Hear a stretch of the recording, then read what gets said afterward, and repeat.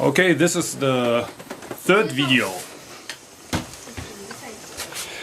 The first video ended when the battery ran out or got close to running out. The second video ended when the memory card reached its limit. So now I got the memory card exchanged, the battery is charged. At the end of the second video I asked the question, is Brian Victoria Buddhist? Am I a Buddhist? According to Brian Victoria, Sawaki Roshi is not a Buddhist. He's breaking the first precept. According to the same standards, I would not be a Buddhist. Not only have I killed animals, I've also fathered children. Of course, I could excuse myself, and Brian maybe wants to excuse himself because he's also a father, by saying, well, there's a difference between killing life and creating life. But that's not what the Buddha says. Dogen Zenji never says that it's okay to produce life by having sex, but it's not okay to kill life. Both from the Buddhist standpoint are absolute no's. No Asian Buddhist would accept the fact that I'm a monk or priest when they hear that I have a family. That's completely nonsense for them. Or in Korea, it's not only Japanese monks that fought in wars, but also the Koreans. Korean monks, for example, fought 500 years ago against the Japanese. Not only during World War II, but also 500 years before that, at the time of Toyotomi Hideyoshi. The Japanese invaded Korea and tried to conquer Korea, but they were not successful. They were fought back, and among those who fought against the Japanese were also monks, monk soldiers.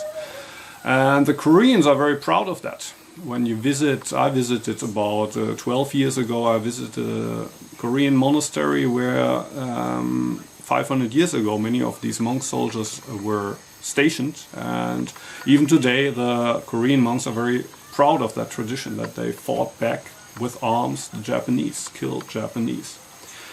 And also the Korean Buddhists say there's no Buddhism in Japan because look at these Buddhists, they have a family, they are married. How can a monk be married and have children? So for the Koreans, the logic is completely different. It's okay to fight for your country in a wartime if it's necessary, but having a family, that's completely out of the question. So if we try to argue, well, killing a human being, that's much worse than having children, we're just following our own modern perception. The Koreans would follow theirs. If we follow what the Buddha said and Dogen said, both are not acceptable. It's not acceptable to kill, it's not acceptable to have sex and have children.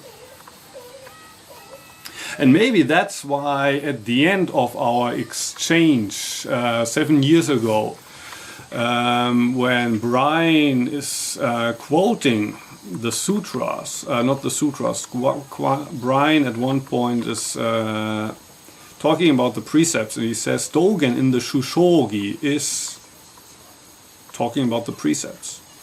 Now I was surprised that Brian would refer to the Shushogi, because the Shushogi is no older than the 19th century. It's a sutra that was written in the 19th century by a layperson. The only reason why it's attributed to Dogen because it's a patchwork of Dogen Zenji's words, taken out of context, put together in a new way to make Dogen's teaching more accessible, more easily understandable for lay people. And because it's for lay people, they changed certain things, like for example the third precept, which is to not have sex, and they changed it to do not misuse sex. Do not have any improper sex, like cheating on your wife. That's a lay precept. It's not a precept for monks, because monks do not have wives at the time of Dogen, at the time of the Buddha. And some people might here argue, well, that was at the time of the Buddha, at the time of Dogen, but the precepts changed after the Meiji Restoration in Japan. But that's not true. What changed 150 years ago in Japan is the law, the common law of the state. Until then, during Tokugawa Japan, Tokugawa period that lasted from 1600 to 1868. During this period in Japan, the state, by law, forbid the monks to marry. So it was not only the Buddhist precepts that said that a monk must not be married and have kids, it was also the state that said you must not do that. If you do that, you're breaking the law. And in 1868, the state and religion were separated. The state said it's up to you. If you want to marry, marry. If you want to grow your hair, you can grow your hair. If you want to eat meat, that's up to you. It's none of our business.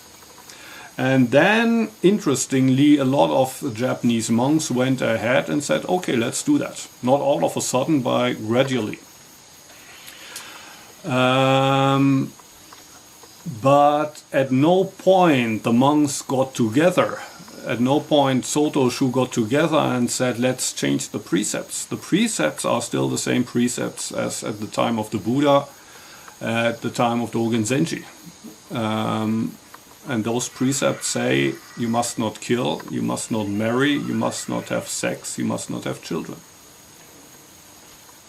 I even read somewhere, I don't remember clearly where, that the order of the precepts changed over the centuries. Now we have the precept to not kill at first place, and the precept that forbids sex in third place. But I learned somewhere that actually the precept that forbids sex was number one at the time of the Buddha.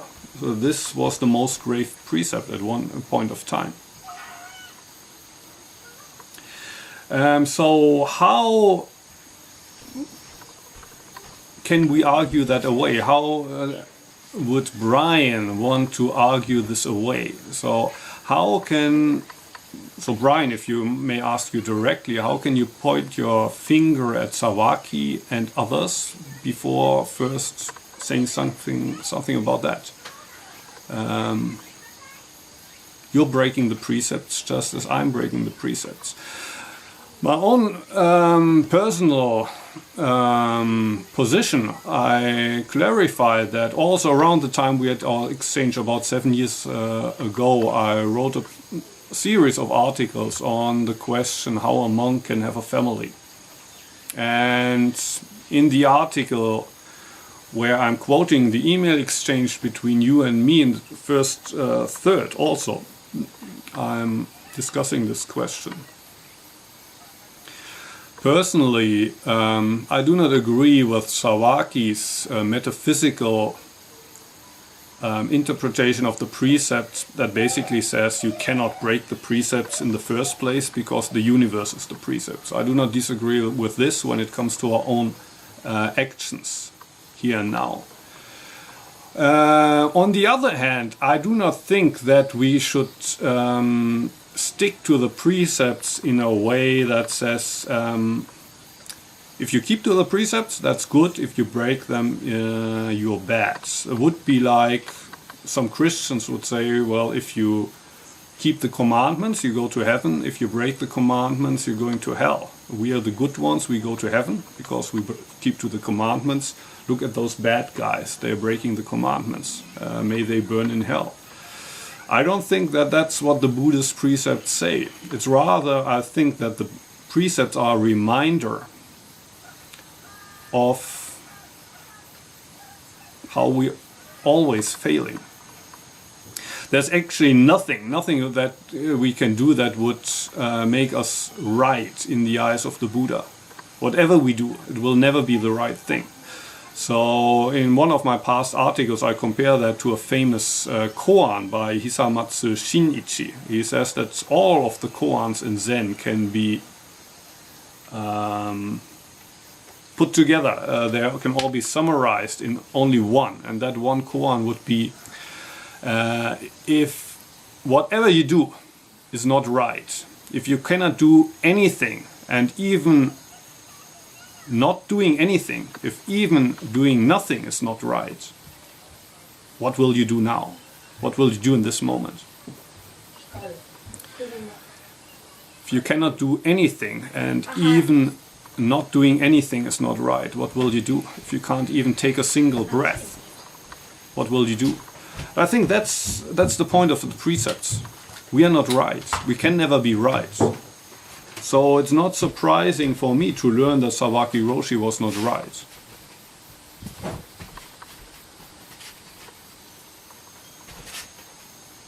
But neither am I nor are you. So the real question is indeed, how can we do what Otto von Bismarck says when he says, any fool learns from his mistakes, the wise man learns from the mistakes of others. Not kind of,